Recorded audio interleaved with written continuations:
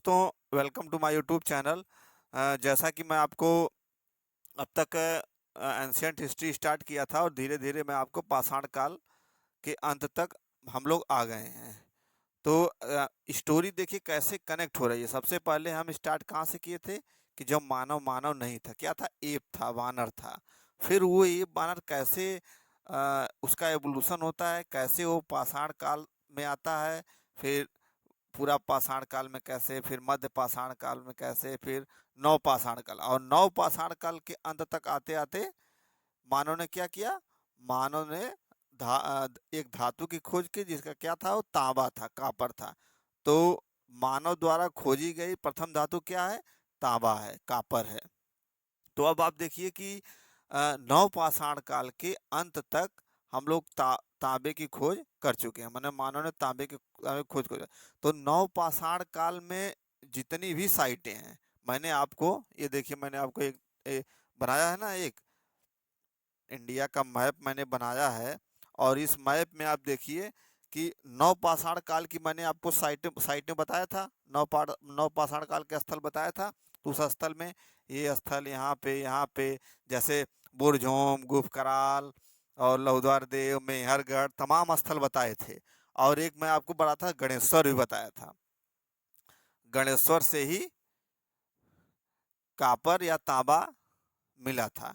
गणेश्वर से ही कापर या तांबे का उपकरण मिला था, या गणेश्वर से ही तांबे की वस्तुएं का प्रयोग मानव द्वारा किया गया था। तो पाषाण काल में भारत के भारत के लगभग हर कोने में मैंने पाषाण काल की नव पाषाण काल की साइट आपको बताई थी। जैसे बुरझोम, गुफ कराल कश्मीर में बताई थी, लहुरा दे यूपी में बताया था। ऐसे कई साइटें बता दी। तो क्या मानव नव पाषाण काल के सभी साइटों पे, सभी स्थलों पे कापर प्रयोग करने लगा?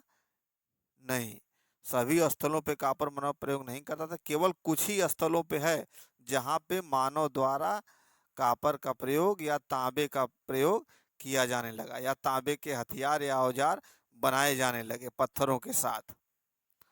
तो वो कौन सी जगह है, तो गणेश्वर है।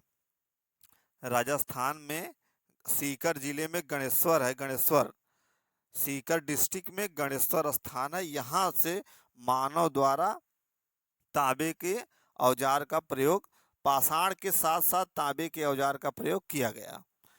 तो अब ये सीकर जिला जो है, सीकर जिले के बगल में, ये अच्छा ये बताइए कि गणेश्वर में ही क्यों? भाई, बुरझोम, गुफ कराल तमाम साइटें थी नवपाषाण काल में। तो गणेश्वर से ही क्यों तांबे का प्रयोग करना, तांबे तांबे क्यों मिला गणेश्वर में ही तांबा? क्योंकि गणेश्वर सीकर जिले में पड़ता है, और सीकर जिले के बगल में झुंझुनू जिला है जो राजस्थान में ही पड़ता है। और उस झुंझुनू जिले में खेतड़ी नामक स्थान पे तांबे की खानें पाई जाती हैं। तो ये कोई रटने वाली बात नहीं है कि गणेश्वर में तांबा क्यों मिला। भाई, उसके गणेश्वर के बगल में ही तांबे की खाने पाए जा रहे हैं, तो गणेश्वर में तांबा मिलेगा ही मिलेगा। तो आप रटते रहते हैं कि गणेश्वर में तांबा तांबा मिला, ऐसा कुछ नहीं है। आपको रटना नहीं है। आपको सीधे याद क्या करना है कि राजस्थान के खेतड़ी में तांबे तांबे की खाने पाई जाती हैं, उसी के बगल में गणेश्वर है। इसीलिए मानव द्वारा सबसे पहले गणेश्वर स्थल पे ही धातु का प्रयोग किया गया। अब इस इस सीकर जिले में गणेश्वर पे हो गया। अब इसके बाद धीरे धीरे इसी के जस्ट नीचे मतलब गणेश्वर में, तो मतलब राजस्थान में ही, भारत के राजस्थान में ही, जैसे मैंने बताया था ना कि इसकी कई साइटें थी, नव पाषाण काल की कई साइटें थी। उस साइटों में गणेश्वर था, तो गणेश्वर में तांबे का यूज किया गया। उसी प्रकार से और भी साइटें थी जहाँ जहाँ तांबे के साथ साथ, पाषाण के साथ साथ तांबे का भी प्रयोग मानव द्वारा किया गया। तो जैसे जैसे ये दक्षिणी पूर्वी राजस्थान है। अब इस दक्षिणी पूर्वी राजस्थान में यहाँ पे बनास घाटी है, बनास नदी, जो जो कहाँ से निकलती है, अरावली पर्वत से निकलती है। तो बनास घाटी मतलब बनास नदी, और यहाँ के जो पर्वत है, वो उसके आसपास ही मानव रहते थे। तो यहाँ पे कई छोटी छोटी बस्तियां थी। इस घाटी में मतलब इस नदी के किनारे और इस पहाड़ी एरिया में कई छोटी छोटी बस्तियां थी। तो ये बस्तियों के लोग क्या उपयोग करते थे? पाषाण के साथ तांबे के औजार का प्रयोग करते थे। ये सभी छोटे छोटे बस्तियां। इसी प्रकार दक्षिणी पूर्वी राजस्थान के नीचे जाएंगे, पश्चिमी मध्य प्रदेश जो मालवा प्रदेश है, जो विंध्यन रेंज मैंने आपको बताया था, जो नर्मदा घाटी है, यहाँ पे भी छोटी छोटी बस्तियां पाई गई। इस बस्ती के लोग क्या प्रयोग करते थे? तांबा और पाषाण दोनों। इनको क्या कहा जाता? ताम्र पाषाणी संस्कृति के लोग। इसी प्रकार पश्चिमी मध्य प्रदेश में आप चले जाइए, तो पश्चिमी मध्य प्रदेश में भी छोटी छोटी बस्तियां थी। पश्चिमी महाराष्ट्र में भी छोटी छोटी बस्तियां थी। और इस पश्चिमी महाराष्ट्र के लोग क्या प्रयोग करते थे? पाषाण के साथ मतलब पत्थर के साथ तांबे का प्रयोग करने लगे। तो इनको क्या कहा जाता है? ताम्र पाषाणिक संस्कृति के लोग। अच्छा, ये ताम्र पाषाणिक संस्कृति के लोग तांबे और पाषाण का प्रयोग करते थे। ये रहते कहाँ थे? आखिर में ये रहते कहाँ थे? तो कहाँ रहेंगे भाई? नदी का जो किनारा है, जो पर्वत, जो नदी का किनारा है, जो पर्वत है, उसी के आसपास रहेंगे। ऐसे यहाँ भी नर्मदा घाटी में, ऐसे यहाँ भी जोरवे, ताप्ती ताप्ती घाटी में, ऐसे ये ताप्ती घाटी में पड़ता है, ऐसे यहाँ ताप्ती घाटी में, ताप्ती नदी के किनारे। तो ये लोग रहते कहाँ थे? नदियों के किनारे। तो इनकी इनकी जो इकोनॉमी थी, इनकी जो अर्थव्यवस्था थी, वो क्या थी? जीवन निर्वाह जीवन निर्वाह की अर्थव्यवस्था थी। यानी कि जितना उत्पादन होगा उतना हम लोग खाने में ही खत्म कर देंगे, कोई सरप्लस नहीं होगा, या कृषि अधिशेष नहीं होगा। यानी कि सबसिस्टेंस इकोनॉमी होगा। इंग्लिश में क्या करते हैं? Subsistence economy. तो ये सभी लोग क्या थे? इसीलिए इनको क्या कहते थे? ग्रामीण संस्कृति के लोग। क्यों? क्योंकि ये जो है नदियों किनारे रहते थे। ये कोई दोआब उआब वाले क्षेत्र में नहीं रहते थे कि किसी दोआब में चले गए, वहां नहीं रहते थे। ये नदियों के किनारे ही, पहाड़ों के किनारे ही आसपास रहते थे।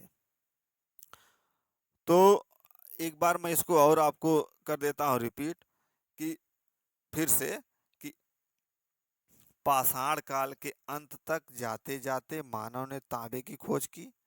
और पाषाण काल में कई स्थल थे भारत में, कई जगह मैंने आपको स्थल बताया, गुफ कराल, बुर्ज होम, तमाम स्थल बताए। तो उसी स्थलों में से एक स्थल मैंने आपको बताया था गणेश्वर। गणेश्वर से हमको पत्थर के साथ साथ तांबे के उपकरण प्रयोग करने के साक्ष्य मिले हैं। तो क्या उस समय के मानव जो है भारत के सभी नवपाषाण कालीन स्थलों पे तांबे का प्रयोग करते थे? नहीं, केवल कुछ ही स्थलों पे करते थे। वो कुछ स्थल कौन कौन से हैं? दक्षिणी पूर्वी राजस्थान, पश्चिमी मध्य प्रदेश, पश्चिमी महाराष्ट्र, ऐसे और कुछ स्थल थे, लेकिन ये तीन मेन है, मुख्य हैं। सभी जगह तांबे का प्रयोग नहीं होता था पाषाण के साथ साथ। अब गणेश्वर में क्यों तांबा मिला, ये मैंने आपको बता दिया। अब ये रहते कहाँ थे भाई? नदियों के किनारे, पहाड़ों के किनारे रहते थे। इनकी इकोनॉमी क्या थी? सबसिस्टेंस इकोनॉमी थी। केवल जीवन निर्वाह, उतना ही उत्पादन होता था जितना खाने के लिए हो। कृषि अधिशेष नहीं होता था, सरप्लस नहीं होता, एग्रीकल्चरल सरप्लस नहीं होता था, कि जिससे इनकी उत्पादकता बढ़े और कृषि अधिशेष हो। ये कोई दोआब वाले क्षेत्र वाले में नहीं रहते थे। ये वही नदी के किनारे, पहाड़ी किनारे रहते थे। इसलिए ग्रामीण संस्कृति के लोग कहलाते हैं, चालकोलिथिक। इनको क्यों ताम्र पाषाणी कहते? क्योंकि तांबा और पाषाण दोनों ही उपयोग करते, दोनों के औजार बनाते थे। तो मेनली तीन जगह है भारत में। और जैसे पाषाण युग, अब जैसे यहाँ पे मैंने लिखा है, तो सबसे पहले पाषाण युग के अंतर्गत आदमी ने क्या, कैसे, देखिए कैसे डेवलपमेंट हो रहा है। पाषाण युग के अंत में कापर की खोज की, तांबे की खोज की। फिर जब आगे बढ़े तो कापर के साथ साथ कापर और पत्थर दोनों प्रयोग करने लगे। फिर आगे बढ़े तो तांबा तो था ही, टिन मिला दिया उसमें, तांबे में टिन मिला दिया, आ गया कांसा। और आगे इस ताम्र पाषाण के आगे हम क्या पढ़ेंगे? कांस्य युगीन सभ्यता, जिसको कहा जाता है इंडस वैली सिविलाइजेशन, सिंधु घाटी सभ्यता। यानी कि पाषाण युग में कापर की खोज की, नवपाषाण काल में कापर की खोज की, फिर कापर में पाषाण मिला के, पत्थर मिला के ताम्र पाषाणिक संस्कृतियां बनी। फिर धीरे धीरे डेवलपमेंट हुआ, मानव और डेवलपमेंट किया, तो कापर में क्या मिला दिया, टिन मिला दिया, टिन मिला दिया तो क्या बन गया, कांसा बन गया। तो आगे हम क्या पढ़ेंगे, कांस्य युगीन सभ्यता, जिसको हम इंडस वैली सिविलाइजेशन कहते हैं। तो ये देखिए कैसे एक दूसरे से कनेक्ट है, एकदम एक दूसरे से कनेक्ट, रटने की कोई जरूरत ही नहीं है कि भैया तांबे के बाद क्या आया, तांबे के बाद कांसा आया। ऐसे ही डेवलपमेंट होता गया। तो ये जो है दक्षिणी पूर्वी राजस्थान में छोटी छोटी बस्तियां मिली, ऐसे ही पश्चिमी मध्य प्रदेश में भी छोटी छोटी बस्तियां मिली, पश्चिमी महाराष्ट्र में भी छोटी छोटी बस्तियां मिली। ये सभी बस्तियों के लोग पाषाण के साथ साथ तांबे का प्रयोग करते थे, इसीलिए इनको क्या कहते थे, ताम्र पाषाणिक संस्कृति के लोग। ये कहाँ रहते थे, नदी के किनारे, पहाड़ों के बीच में रहते थे। इसलिए इनको इकोनॉमी क्या थी, इनकी अर्थव्यवस्था क्या थी, जीवन निर्वाह अर्थव्यवस्था थी। इसलिए किस क्या थे, ग्रामीण संस्कृति के लोग थे, कोई सभ्य और ये नहीं हो पाए थे। तो आइए इन भारत में कैसे कैसे इन इन संस्कृतियों का वो विस्तार है, आइए मैं उसको बनाया हूँ, एक बार इसको देख लिया जाए। तो भारत में ताम्र पाषाणी संस्कृतियां, चालकोलिथिक कल्चर, दक्षिणी पूर्वी राजस्थान, आपको ऐसे इसको देखिए, इसको ऐसे याद नहीं करना, आप ऐसे याद करिए कि दक्षिणी पूर्वी राजस्थान में, फिर उसके नीचे पश्चिमी मध्य प्रदेश में, उसके नीचे पश्चिमी महाराष्ट्र में, ऐसे याद करिए, नक्शे से याद करिए, सब याद रहेगा आपको। इस तरह से याद करेंगे तो नहीं याद रहेगा। तो आइए, दक्षिणी पूर्वी राजस्थान, बनास घाटी, बनास घाटी का मतलब यही राजस्थान में ही बनास नदी है, तो बनास नदी है तो इसलिए उसके किनारे किनारे जो है बनास घाटी हो गई। इसी बनास घाटी के आसपास ताम्र पाषाणी संस्कृति के लोग छोटे छोटे बस्तियों में रहते थे, तो इसीलिए बनास संस्कृति भी कहते हैं, क्योंकि बनास नदी के पास है। और आहार संस्कृति भी इसको क्यों कहते हैं, क्योंकि इसमें जो छोटी छोटी बस्तियां पाई गई थी, जैसे आहार था, गिलुंद था, बालाथल था, ताम्रवती, ये सभी इसी में पाई गई थी। तो आहार संस्कृति इसलिए कहते हैं क्योंकि आहार संस्कृति में ता, ताम्र पाषाणिक के विशेषताएं ज्यादा मिली हैं अदर अदर बस्तियों से। अदर बस्तियों का मतलब गिलुंद, बालाथल, ताम्रवती, इन सबसे ज्यादा आहार में विशेषताएं मिली। किसकी विशेषताएं, ताम्र पाषाण की। इसलिए उसके नाम पे इसको एक तरह से कहिए कि ये प्रतिनिधि स्थल है, उनकी रिप्रेजेंटेटिव साइट है।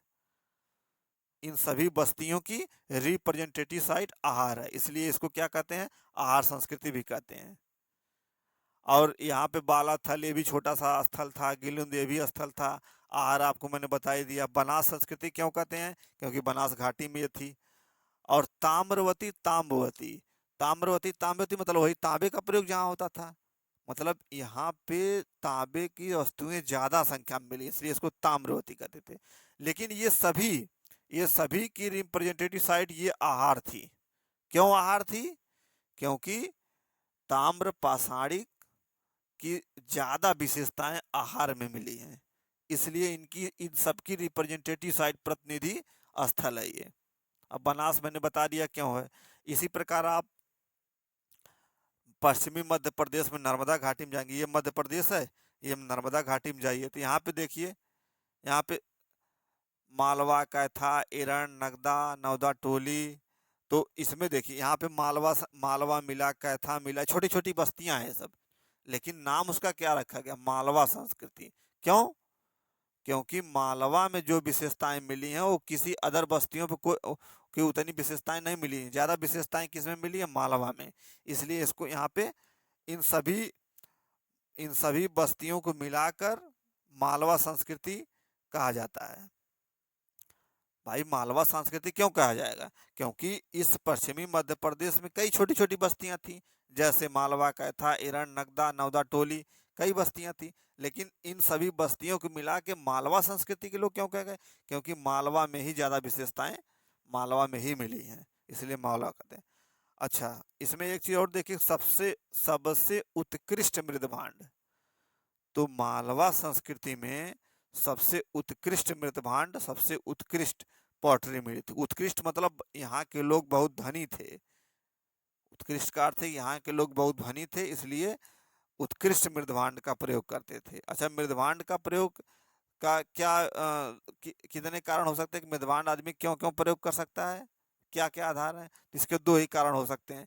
या तो मृदभांड को आदमी उपयोगिता के आधार पर करेगा कि भाई पानी रखने के लिए या कुछ रखने के लिए, या तो उसको डेकोरेटिव करेगा, डेकोरेटिव रखने के लिए, यहाँ डेकोरेटिव सिस्टम के लिए। तो जैसे आज हम लोग प्रयोग करते हैं पॉटरी, उसी तरह उस जमाने के लोग भी प्रयोग करते थे। तो मालवा संस्कृति के लोग धनी लोग थे, तो ये क्या करते थे, डेकोरेशन के लिए मृदभांड उपयोग, इसलिए इनके मृदभांड को क्या कहा जाता है, उत्कृष्ट मृदभांड। आप इसको यूट्यूब उस पर सर्च कर लीजिएगा, उसका चित्र आ जाएगा, बहुत अच्छा देखने में बहुत अच्छा लगता है मृदभांड। फिर मालवा, कैथा, एरन, नगदा, ये आपको मैंने बता दिया कि यहाँ छोटी छोटी बस्तियाँ थीं। उन बस्तियों की जो प्रतिनिधि स्थल था ये मालवा था। मालवा क्यों था, क्योंकि यहाँ ज़्यादा विशेषताएं मिली हैं। किसकी विशेषताएं? ताम्रपाषाण की। नवदा टोली एक स्थल है जिसको एच.डी. संकालिया ने इसका खुदाई करवाया है। अच्छा, सबसे बड़ा ग्रामीण स्थल ये था नवदा टोली।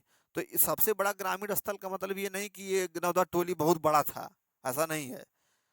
एच.डी. संकालिया ने इसकी इसकी खुदाई बहुत ज़्यादा करवाई थी, बहुत उत्खनन इसका बहुत ज़्यादा करवाया था। इस उत्खनन के आधार पर इसको कहा जाता है कि ये सबसे बड़ा ग्रामीण स्थल है।